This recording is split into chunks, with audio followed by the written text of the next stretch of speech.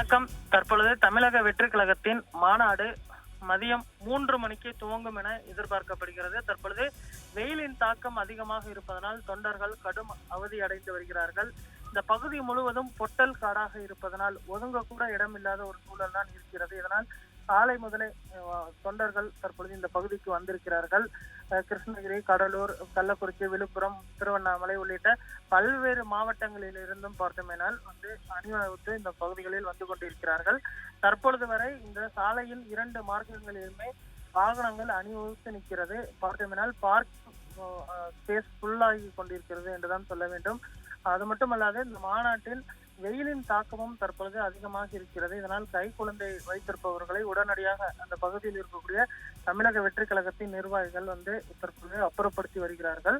குழந்தையுடன் வந்திருப்பவர்களை தற்பொழுது வெளியேற்றக்கூடிய பணிகளை தாவேகா நிர்வாகிகள் மேற்கொண்டு வருகிறார்கள். அதே போன்று வெயிலின் தாக்கம் அதிகமாக இருப்பதினால் மாநாட்டினை முன்கூட்டியே துவங்குவதற்கு தற்பொழுது விஜய் அவர்கள் திட்டமிட்டு இருப்பதாக சொல்லப்படுகிறது. முன்பு 4 மணிக்கு துவங்கும் என எதிர்பார்க்கப்பட்ட மாநாடு தற்பொழுது 3:30 மணிக்கு துவங்கும் என எதிர்பார்க்கப்படுகிறது. முதல் நிகழ்வாக தமிழ்தாய் வாழ்த்து கொடியேற்றப்பட இருக்கிறது. நேற்று பார்த்தோம்னால் 100 அடி கொடி கம்பமானது சரிந்து விழுந்து விபத்து ஏற்பட்டது குறிப்பிடத்தக்கது. இந்த நிலையில் புது கொடி கம்பம் இப்பொழுது தயார் செய்யப்பட்டு மாநாட்டு திடலின் அருகிலேயே நடப்பட்டிருக்கிறது. அந்த கொடி கம்பத்தில் விஜய் அவர்கள் பார்த்தோம்னால் ரிமோட் மூலம் கொடியினை ஏற்றி வைப்பார் என எதிர்பார்க்கப்படுகிறது. முன்பு 100 அடி கொடி கம்பம் நடப்பட்டிருந்த நிலையில் தற்பொழுது நேற்று அது விழுந்து கார் ஒன்று நொறுங்கியது குறிப்பிடத்தக்கது. இந்த காரின் உரிமையாளர் தினேஷ் அவர்கள் நொறுங்கி நின்ற காட்சிகளையும் நாம் பார்த்தோம். தற்பொழுது புது கொடி கம்பம் தற்பொழுது தயார் செய்யப்பட்டு மேடைக்கு அருகிலேயே நடப்பட்டு இருக்கிறது. மதுரையை பொறுத்தவரை தற்பொழுது வெயிலின் தாக்கம் மிகவும் அதிகமாக இருக்கிறது.